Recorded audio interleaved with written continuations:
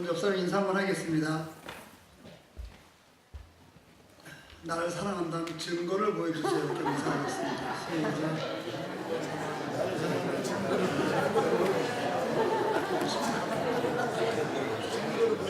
대답하시고 증거는 설교가 끝나면 알려드리겠습니다. 이렇게 인사하겠습니다. 시작. 사랑하는 증거를 성경이 끝나면 꼭 보여주시기 바랍니다. 믿음의 사람 아브라함도 하나님께서 약속하신 자녀를 제때 얻지 못했을 때 심각한 두려움과 어려움에 빠졌습니다. 그래서 그는 자기 집에서 기른 다메섹 엘리에셀을 양자로 삼아서 자신의 후손으로 삼으려고 그렇게 지극히 인간적인 생각을 했습니다. 우리는 믿음이 없을 때, 믿음이 약해질 때 인간적인 그런 생각을 할 수밖에 없게 됩니다.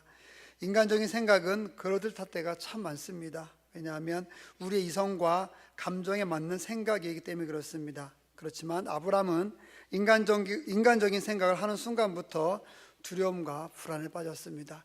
우리가 때는 합리적인 생각을 하고 객관적인 어떤 결론을 도출하고 해서 괜찮을 것 같지만은 그런 결과가 나오면은 우리도 모르게 또 원인이 모르게 정말 이게 맞는 걸까라고 어떤 두려움을 갖거나 걱정을 갖거나 하는 그런 일도 우리에게 자주 있는 것을 이렇게 보게 됩니다.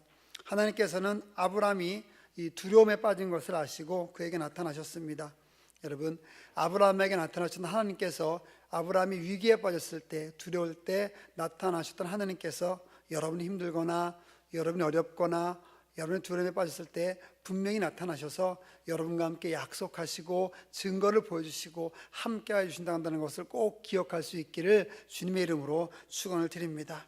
하나님은 아브라함에게 나타나셔서 두려워하지 말아라, 나는 너의 방패다, 나는 너의 상급이다, 이렇게 이야기하셨습니다. 아브라함의 두려움을 아시고 다시 그를 일깨워서 믿음의 길을 계속 걸어갈 수 있도록 하나님께서 격려하셨던 것입니다. 하나님은 말씀만 하시지 않고 그를 데리고 나오셔서 아브라함에게 하늘을 보게 보여주셨습니다. 하늘을 보면서 무수히 많은 별을 보면서 하늘의 뭇별을 봐라, 저렇게 많은 별이 있는데 저 다 내가 만들었다, 내가 내 자손을 저 별보다 많게 해주겠다, 이렇게 하나님께서 위로해 주셨던 것이죠. 그 순간 아브라함에게 있었던 불안과 두려움, 회의와 갈등, 그런 모든 것들이 마음속에서 떠나가고 회복되기 시작했던 것이죠. 그리고 다시 아브라함은 믿음의 눈을 갖게 되었습니다. 하나님께서 이처럼 자신에게 사랑을 베풀어 주시고 친절을 베풀어 준다는 사실에 아브라함은 감동했던 것이죠. 그리고 하나님의 약속의 말씀을 붙들기 시작했습니다. 여기서 바로 믿음이란 나에게 있는 어떤 것을 가지고 하는 것이 아니라 하나님께서 주신 말씀, 즉 약속의 말씀을 붙잡는 것이 믿음이라는 것을 알 수가 있습니다. 믿음은 말씀을 들음에서 또한 시작되는 것도 우리가 알 수가 있습니다. 그리고 말씀에 순종함으로써 믿음이 쌓이나는 것을 알 수가 있습니다. 그리고 믿음은 하나님의 약속의 말씀을 끝까지 붙들고 나아가게 하는 커다란 힘이 되는 것이죠. 바로 하나님께서는 이렇게 아브라함의 믿음이 회복되는 것을 보시고 기뻐하시고 감격하셨습니다. 그래서 하나님께서 아브라함을 통해서 더 큰 일들을 이루어 가셨다고 한다는 것이죠. 그런데 여기서 우리가 알 수 있는 것은 아브라함이 믿음을 갖고 다시 하나님의 말씀으로 회복됐지만 그래도 인간이기에 그가 증거를 요구했던 것을 우리가 볼 수가 있습니다. 그것이 바로 우리 오늘 말씀에서 보게 되면 7절에서 보게 되는 것입니다. 7절에 보면 또 그에게 이르시되 나는 이 땅을 내게 주어 소유를 삼게 하려고 너를 갈대아인의 우르에서 이끌어낸 여호와라, 이렇게 얘기합니다. 그가 이르되 주 여호와여, 내가 이 땅을 소유로 받을 것을 무엇으로 알리이까? 믿음을 가지고 하나님께서 함께 해주심으로 그가 회복되는 과정을 거쳤지만은, 그리고 하나님께서 자신이 어떤 분인지 이 7절에서 나는 이 땅을 너에게 줄 것이다, 그리고 너를 갈대아인의 우르에서, 갈대아인들이 살던 그 우르에서 너를 이끌어낸 여호와다라고 얘기했지만은 아브라함은 여기서 증거를 요구하는 것을 볼 수가 있습니다. 어쩌면 이것이 당돌해 보일 수도 있습니다. 좀 이것이 인간에게 속한 그런 나약함이라고 할 수도 있겠습니다. 바로 이렇게 증거를 요구하는 아브라함에게 하나님께서는 친히 자신의 함께 해주시겠다고 하는 증거를 보여주는 것을 볼 수 있습니다. 그것이 바로 9절에 나와 있는 말씀입니다. 9절에 여호와께서 그에게 이르시되 나를 위하여 3년 된 암소와 3년 된 암염소와 3년 된 순양과 산비둘기와 집비둘기 새끼를 가져와라 이렇게 이야기하는 것을 여기서 볼 수가 있습니다. 사실 믿음이라고 한다는 것은 우리가 눈으로 보는 것이 아니라 믿음으로 알고 우리 내적인 증거가 내적으로 하나님을 섬기는 것인데, 우리가 그렇게 살다 보면은 그렇게 어려울 때가 있습니다. 아브라함을 보면 하나님께서 별을 보여주셨습니다. 별을 보여주시면서 저 다 내가 창조했다, 내가 내 자손을 별보다 많게 해주겠다, 내가 너와 함께 해주겠다 라고 그렇게 약속을 했지만은 아브라함은 그건 그거고, 별을 보여주시면서 나를 축복해 주시고 나와 함께 해주시고 나에게 복을 주시겠다는 것은 내가 알겠습니다. 하지만 지금 내가 눈에 보이는 증거가 없지 않습니까? 증거를 좀 보여주시면 좋겠습니다. 바로 아브라함이 이렇게 얘기하는 거죠. 바로 이것이 우리의 모습이지 않을까 생각이 됩니다. 하나님께서는 우리에게 함께 하셨음에도 불구하고 우리는 연약하기 때문에 증거를 요구하는 거죠. 근데 하나님께서는 그렇게 증거를 요구하는 아브라함을 그냥 내치지 않으셨습니다. 역시 마찬가지겠죠. 우리가 하나님을 섬기면서 어떤 증거를 요구하고 하나님께 기도하며 나가면서 우리 기적을 실제로 눈에 볼 수 있는 기적을 요구한다고 해도 하나님께서는 우리를 그걸 그렇게 안 좋게 보시는 것이 아니라 우리를 불쌍히 보시고 우리를 사랑해 주셔서 그 증거를 보여주신다고 한다는 것입니다. 그것은 본문을 통해서 알 수가 있습니다. 바로 아브라함에게 하나님께서 그 증거를 보여주신다고 한다는 거죠. 그러면서 3년 된 남소, 암년소 이런 것들을 준비하라고 얘기합니다. 놀랍게도 하나님께서는 이 아브라함의 요구에 응답하셨다는 것을 볼 수 있습니다. 그래서 이렇게 얘기하는 거죠. 아브라함이 증거를 달라고 했을 때 그래 알겠다, 내가 이제 그 증거를 너에게 주겠다라고 이야기하면서 준비해야 될 것을 쭉 이야기합니다. 이것은 어떤 의미가 있냐면 이것이 바로 이 당시에 있었던 고대의 계약법에 해당이 됩니다. 고대의 계약법은 이 당시에 근동지방 팔레스타인에서 계약하는 것은 짐승을 죽여서 쪼개서 마주 보게 한 후에 그 사이를 왕래함으로써 계약이 성취되는 그런 풍습을 갖고 있었습니다. 그러니까 이런 거죠. 어떤 사람이 1대1로 계약을 했어요. 나와 상대방이 계약을 했을 때 어떤 약속을 하냐면, 지금은 공증을 하고 부동산 계약할 때도 또 어떤 그런 전문가를 통해서 중간에 공증을 하지 않습니까? 근데 그 당시 어떻게 됐냐면은 상대방과 나와 계약을 하게 되면은 상대방과 계약 약속을 하고 짐승을 반으로 잘라서 이렇게 놓습니다. 그리고 그 사이로 그 계약의 당사자가 함께 걸어갑니다. 나와 약속한 사람이 함께 걸어가게 되죠. 그 어떤 의미가 있냐면은 우리 둘 중에 이 계약을 어기게 되면, 약속을 어기게 되면 이 짐승이 갈라져서 죽은 것처럼 그 사람은 죽는다는 뜻이에요. 약속을 어기면 죽는다는 뜻이죠. 또 어떤 계약법이 있었냐면은 두 사람이 약속을 하고 큰 병이 있어요. 병이 있으면 그 물을 담가 놓고 약속을 하고 그 둘이 그 병을 깹니다. 그 두 병을 깨면은 그 물이 땅에 흩어져 가지고 땅으로 스며들겠죠. 이 스며든 물을 다시 꺼내 올릴 수 없는 것처럼 너와 나의 약속은 결코 변함이 없다는 것을 이야기하죠. 이것이 그 당시에 팔레스타인 고대 근동 지방에 있었던 계약법이었어요. 하나님께서 아브라함이 증거를 보여달라고 하시니까 그 아브라함이 나타나셔서 바로 그런 계약을 하려고 준비를 시켰던 거죠. 그래서 암소, 암염소, 산비둘기 이런 것들을 준비시켰던 것입니다. 바로 이것이 지금은 말하면 계약서를 쓰고 서명을 하는 그런 역할을 했던 것이죠. 10절에 보면 아브라함이 그 모든 것을 가져다가 그 중간을 쪼개고 그 쪼갠 것을 마주 대하여 놓고 그 새는 쪼개지 아니하였고, 11절을 보면 솔개가 그 사체 위에 내릴 때에는 아브라함이 쫓았더라 이렇게 얘기합니다. 이 10절에 보면 바로 하나님께서 제안하신 방법대로 아브라함이 요구하는 것을 하나님께서 들으셨고, 부탁하는 것을 얘기하는 것 들으셨고, 하나님께서 어떤 요구하는 것을 아브라함이 준비했다는 것을, 순종했다는 것을 볼 수 있습니다. 아브라함이 하나님께서 말씀하신 모든 동물을 취해서 그 사체를 반으로 쪼개서 양쪽에 놓았습니다. 이것은 제사가 아니었습니다. 제사가 아니고 이것은 특별한 광경이었습니다. 레위기 1장에 제사에 관련된 게 나타나게 되는데, 이 제사는 짐승을 죽여서 불에 태우는 것이었습니다. 비둘기를 찢어야 했는데 여기서는 불에 태우지도 않고 새를 쪼개지도 않았습니다. 이것은 분명히 제사가 아니라 계약입니다. 나중에 후에 제가 차양 예배 때 우리 소율이 문답이 끝나면 계약에 대해서 말씀을 전하려고 준비를 하고 있는데요. 아담과의 계약, 그다음에 노아와의 계약, 아브라함과의 계약, 다윗과의 계약, 그리고 그리스도의 계약이 연결되는 선을 보게 되면 예수 그리스도의 사역을 전체적으로 또 우리가 이해할 수 있는데요. 어쨌든 이것은 계약의 한 방법이었습니다. 하나님께서는 왜 세상의 계약법대로, 세상의 방법대로 아브라함과 계약하기를 원하셨겠습니까? 하나님께서는 이러한 세상적인 계약법을 통해서 아브라함에게 분명하고 확실하게 증거를 보여달라고 하니까, 내가 약속의 땅과 복된 자녀를 너에게 분명히 보여주겠다고 하는 증거를 보여주시기 위해서 친히 하나님께서 이 세상에 그 당시에 통일했던 계약법을 사용하셨다고 한다는 것이죠.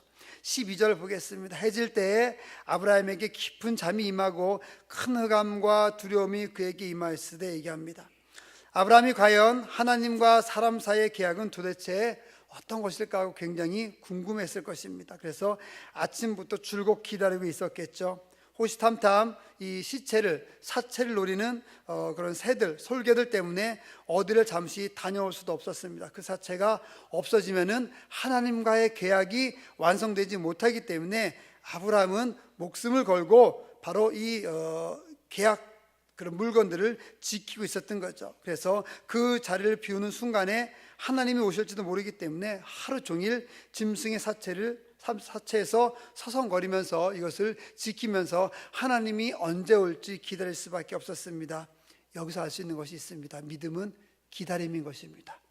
언제 올지 모릅니다. 하나님께서 언제 올지 모르고 내가 기도한 것, 내가 원하는 것 언제 들을지 모르는 거죠. 그렇기 때문에 우리는 기다리는 것이죠. 믿음은 바로 기다림에서 시작된다는 것을 여기서 알 수가 있습니다. 기다림의 과정을 거치지 않고 믿음이 생긴 사람은 성경에서 한 사람도 없습니다. 우리가 기다릴 수 있는 이유는 바로 믿음이 있기 때문에 기다리는 것이죠. 믿음이 없는 사람은 기다릴 수가 없습니다. 현실은 아무것도 없다고 할지라도 말씀을 붙잡고 나아가는 것이 바로 믿음인 것이죠. 성경에서 이야기하니까, 말씀이 이야기하니까 그것을 붙잡고 나아가고 끝까지 가는 것이 바로 믿음인 것입니다. 믿음이란 기다림인 것이고, 바로 기다림을 통해서 하나님의 은혜가 온다는 것을 꼭 기억하시기 바랍니다. 하나님의 약속의 말씀이 주어졌지만은 그 말씀이 바로 현실화하지는 않습니다. 성경에 보면은 아주 특별한 경우에 그런 경우가 있지만은 대부분의 것은 하나님의 약속은 주어지고 바로 그것이 현실화되지 않고 오랜 시간이 기다려야지만은 현실화되는 것을 우리가 자주 볼 수가 있습니다. 그렇기 때문에 약속의 말씀과 하나님께서 해주신 약속의 말씀과 현실 사이에는 커다란 강과 커다란 벽이 있습니다. 바로 그 사이를 연결해 주는 것이 믿음이고, 그 사이를 연결해 주는 것이 바로 기다림인 것이죠. 여러분, 사랑한다는 것이 무엇이겠습니까? 고린도전서 13장을 사랑장이라고 하는데, 사랑은 오래 참는 것이라고 얘기합니다. 사랑한다면서 오래 참지 못하고 기다리지 못하는 것은 진짜 사랑이 아니라고 합니다. 상대방의 실수와 허물, 만족스럽지 못한 것을 참지 못한다고 한다면은 우리들의 사랑은 일시적인 것이고 감정적인 것밖에 될 수가 없습니다. 여러분, 그렇기 때문에 믿음과 사랑은 오랜 기다림 후에 완성된다고 한다는 것을 우리가 알 수 있어야만 하겠습니다. 12절에 깊이 잠들었다는 중에 이렇게 많이 나옵니다. 깊이 잠든 중에라는 표현이 나오게 되는데, 아마도 하루 종일 아브라함이 기다리다가 잠깐 잠이 든 것 같습니다. 그 한낮에 떼약볕에서 굉장히 피곤했겠죠. 바로 이 사이에, 아브라함이 잠든 사이에 아브라함 환상을 보게 되었습니다. 캄캄함이 그에게 엄습해왔고 두려움에 사로잡혔습니다. 바로 그때 예언이 들렸습니다. 13절부터 16절까지 말씀을 제가 한번 보겠습니다. 여호와께서 아브라함에게 이르시되 너는 반드시 알라. 내 자손이 이방에서 객이 되어 그들을 섬기겠고 그들은 400년 동안 내 자손을 괴롭히리라. 그들이 섬기는 나라를 내가 징벌할지며 그 후에 내 자손이 큰 재물을 이끌고 나오리라. 너는 장수하다가 평안히 조상에게로 돌아가 장사될 것이요 내 자손이 4대 만에 이 땅으로 돌아오리니 이는 아모리 족속의 죄악이 아직 가득 차지 아니하였음이니라 하시더라 얘기합니다. 두려움에 사로잡혔을 때 잠시 잠이 들었을 때 하나님의 음성이 환상이 아브라함에게 임했던 것을 볼 수 있습니다. 여러분, 여기서 통해서 볼 수 있는 것은 진짜 믿음을 가지면 기도하고 기대하며 기다리며 나아가게 되면은 예언을 듣게 된다는 것이죠. 하나님을 신뢰하고 그 말씀을 의지하고 그분을 바라보면서 나아가게 되면 하나님께서 나타나셔서 그에게 일어날 일들을 가르쳐 주십니다. 이것이 바로 믿음의 세계에서 일어나는 것이라는 것을 우리가 알 수가 있습니다. 하나님께서 아브라함에게 나타나서 말씀대로 이렇게 이야기합니다. 16절에 있는 것처럼 나는 너에게 앞으로 일어날 일을 보여주겠다라고 얘기하는데, 또 다른 면에서 다른 곳에서 아브라함에게 하나님께서는 이렇게 얘기하는 것을 볼 수가 있습니다. 소돔과 고모라가 멸망할 때 멸망하기 직전에 아브라함에게 또한 이야기해 주신 것을 알 수가 있습니다. 그러면서 내가 나의 보신 아브라함에게 무엇을 숨기겠냐라고 얘기하면서 아브라함에게 이야기해 주시죠. 여러분, 기도를 많이 하는 사람, 하나님과 가까이 하는 사람은 하나님의 비밀을 많이 알 수가 있습니다.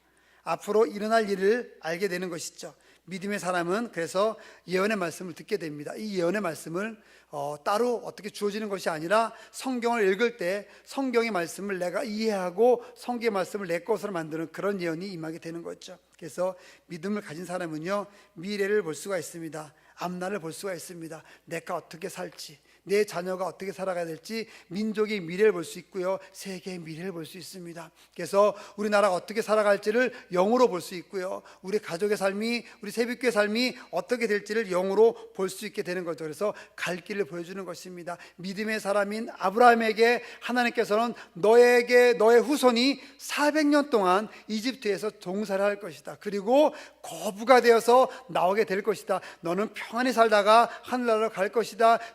내 후손은 400년 동안 고생을 하다가 나와서 내가 너에게 준 이 땅을 그들이 갖게 될 것이다. 이렇게 하나님께서는 아브라함에게 이야기해 주시는 것입니다. 여러분, 믿음을 갖고 나가면, 하나님을 섬기고 나가게 되면요, 여러분 삶이 어떻게 될지, 여러분의 삶 이후에 어떤 일이 발생할지 주님께서 알려주신다 한다는 것이죠. 믿음을 가진 사람만이 그것을 볼 수 있는 것입니다. 그렇기 때문에 믿음을 갖지 못하면 불안한 거죠.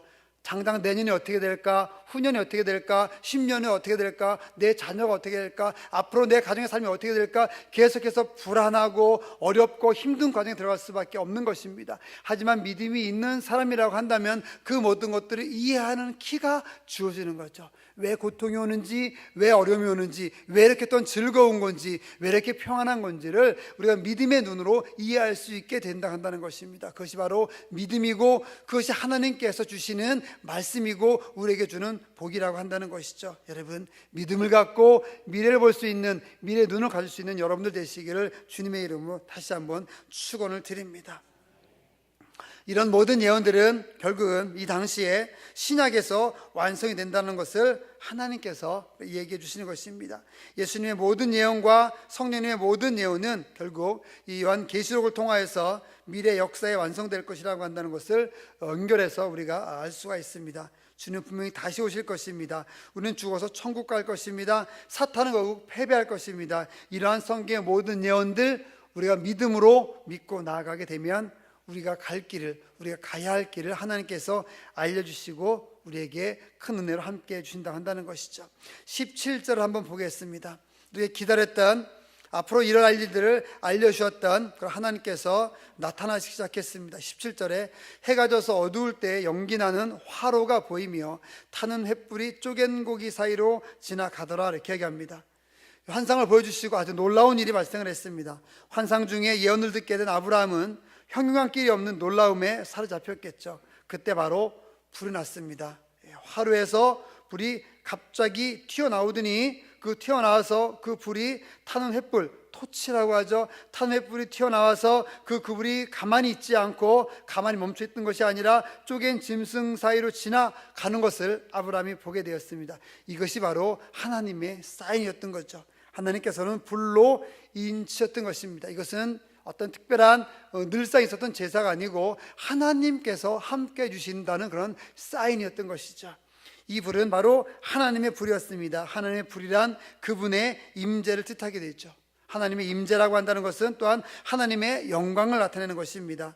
지금 하나님께서 불로 임재하셔서 그 영광을 나타내시는 거죠. 그 하나님의 영광이, 그 하나님의 불로 임재하시는 그 영광이 지금 이 순간에도 여러분의 삶 가운데 언제나 함께 하시기를 주님의 이름으로 다시 한번 또한 축원을 드립니다.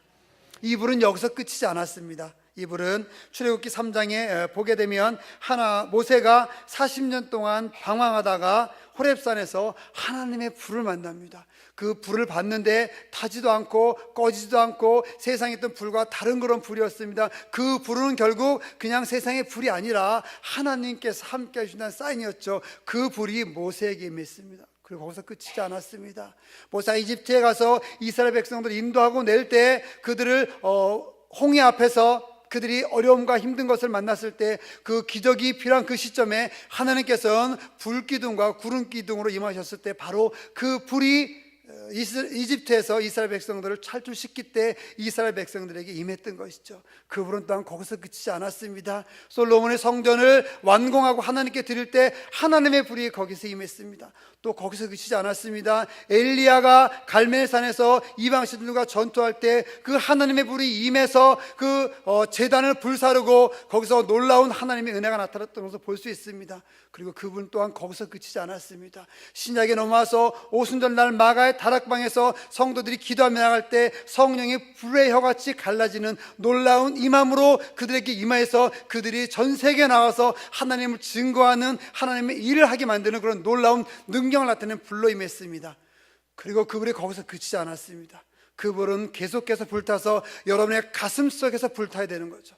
여러분의 신앙 가운데 불타야 되는 것입니다. 그 하나님의 불이, 그 하나님의 사인이 거기서 그치지 않고 계속 이어지고 전달되어서 이제는 여러분의 삶 가운데서, 여러분의 신앙 가운데서, 여러분의 직장 가운데서, 여러분의 사업장 가운데서, 여러분이 있는 곳을 그 어디서 오시는지 그곳 가운데서 여러분을 통해서 불타게 되고 그곳에서 하나님의 사인이 나타나고 그 불을 보는 많은 사람들이 여러분을 통해서 하나님을 알게 되고 여러분을 통해서 주님께 돌아오게 되고 여러분을 통해서 회개하게 되는 놀라운 일들이 있게 되는 것이죠.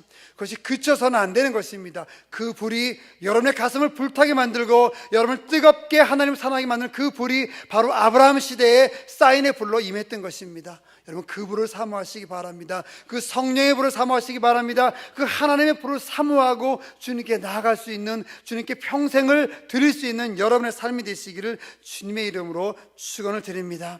바로 그 불이 아브라함에게 임했던 것이죠. 그 아브라함에게 임하고 나니까 아브라함이 믿음의 길을 갈 수 있었던 놀라운 은혜와 사랑을 여기서 받을 수 있었던 것입니다.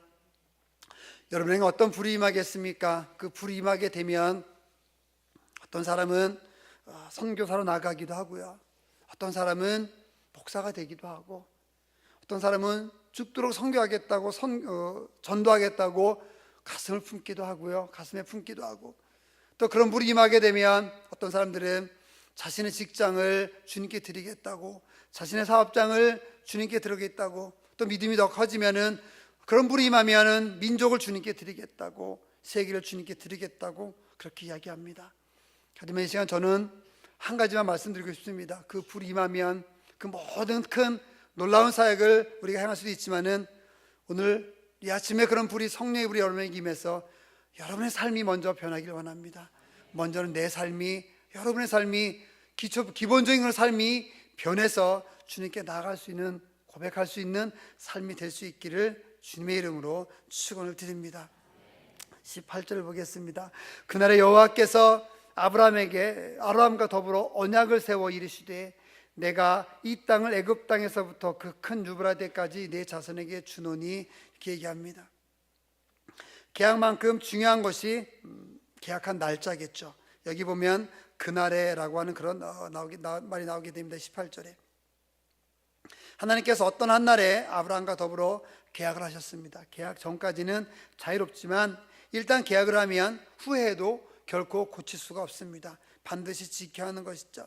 하나님께서는 바로 그날에 아브라함을 지키기로 결정하셨고, 그날에 아브라함의 후손들을 지키기로 결정하셨고요, 놀랍게 그날에 예수 그리스도를 보내시기로 결정하셨습니다.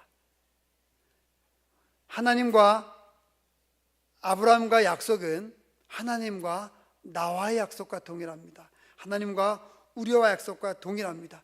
약속을 지키지 않으면 죽을 수밖에 없습니다. 이 약속을 지킨 이후에 사람들이 어떻게 했습니까? 하나님을 다 섬겼습니까? 그렇지 못했습니다. 이 이후에 보면 아브라함은 또 실수합니다.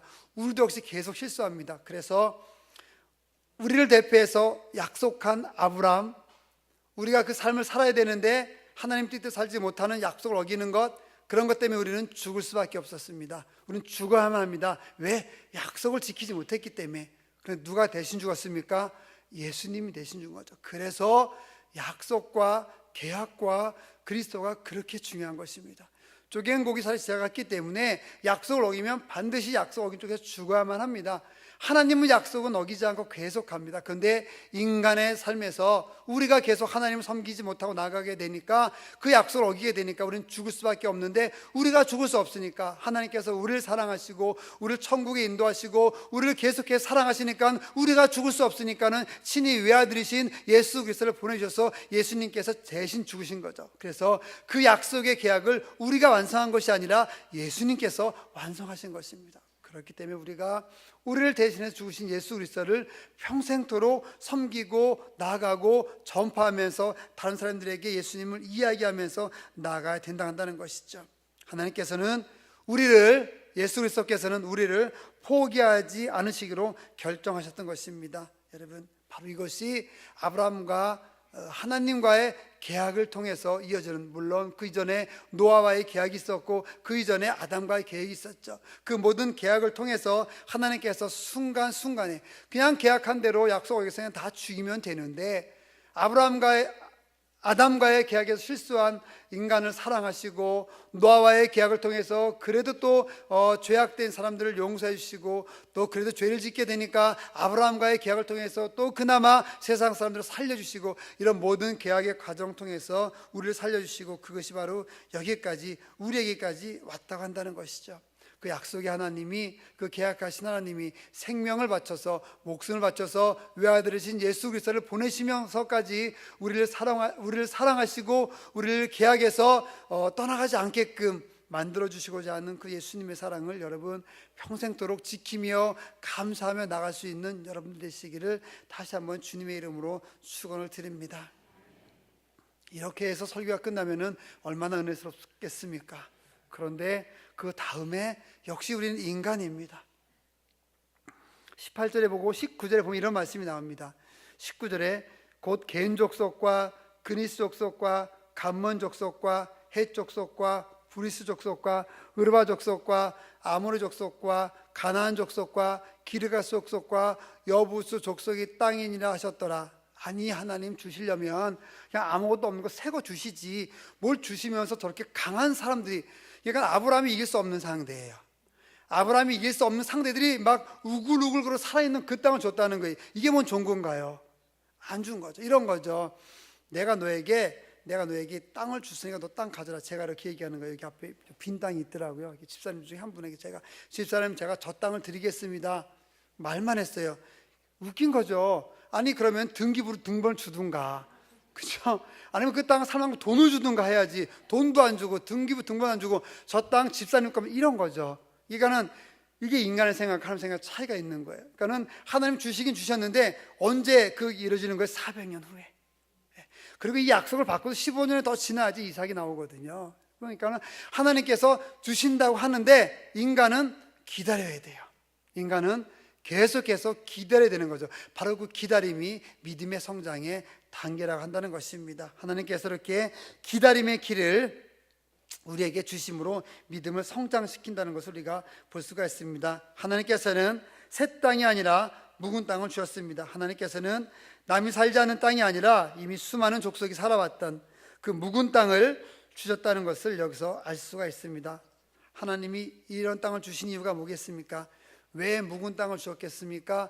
왜 이방 족속에 있는 그 땅을 주셨겠습니까? 기도로 이기라고, 믿음으로 이기라고 그 땅을 주신 것입니다. 여러분이 세상을 살면서, 여러분 이 땅을 살면서 때로는 직장, 때로는 사업, 때로는 여러 가지 일들을 하게 되겠죠. 하면서 우리가 믿음으로 성장해 나가려고 한다면 우리 주변에 있는 모든 어려운 것들을 기도로 이겨내고, 믿음으로 이겨내고, 신앙으로 이겨내야 하는 것이죠. 바로 그것을 하나님께서 원하시는 것입니다. 그곳에 사는 모든 이방 족속을 몰아내고 하나님의 나라로 만들라는 것이 하나님의 뜻인 것입니다. 고린도후서 5장 17절에 이런 말씀이 있습니다. 누구든지 그리스도 안에 있으면은 새로운 피조물이라 이전 것은 지나갔으니 보라 새 것이 되었도다. 우리는 결코 새 것이 아니고요, 이 땅의 모든 것들도 새 것이 아닙니다. 믿음으로 나가서 이기고 기경해서 복원해서 그 땅을 우리가 하나님의 땅으로 만들어야 되는 그런 사명을 갖고 살아가는 우리들인 것입니다. 여러분 삶 가운데 믿음을 가지고 나아가고 여러분에게 주어진 그 모든 것들을 믿음으로 새롭게 변화시키며 나갈 수 있는 여러분들 되시기를 주님의 이름으로 축원을 드립니다. 결코 우리에게 주어진 것은 아무것도 없는 무주공산과 같은 그런 것을 하나님께서 주시는 것이 아닙니다. 믿음으로 나아가서 이겨내는 그런 것을 주신다는 것을 꼭 기억하시기 바랍니다. 아브라함과 하나님께서 약속했던 그 불이 이 시간 오늘 아침에 여러분의 가슴 가운데, 여러분의 삶 가운데 뜨겁게 임해서 영원토록 기다릴 수 있는 그런 힘과 능력이 여러분에게 또한 함께하기를 주님의 이름으로 축원을 드립니다. 기도하겠습니다. 하나님 아버지 감사합니다. 약속에 대한 증거를 요구하는 아브라함에게 하나님께서는 정말 친절하게 응하시면서 그와 계약하셨던 것을 저희들이 봅니다. 하나님 아버지, 그와 동일하게 저희들을 사랑하시는 줄 믿습니다. 우리 모두도 새벽기의 모든 사람들도 아브라함처럼 하나님을 의지하며 약속이 완성될 때까지 그것을 붙잡고 나갈 수 있도록 하나님 도와 주시옵소서. 우리들 모두가 아버지와 묵은 땅이 언약의 땅이 될 때까지 믿고 기다리는 그런 사람들이, 그런 그리스도인들이 되게 하여 주시옵소서. 예수님의 이름으로 기도드립니다.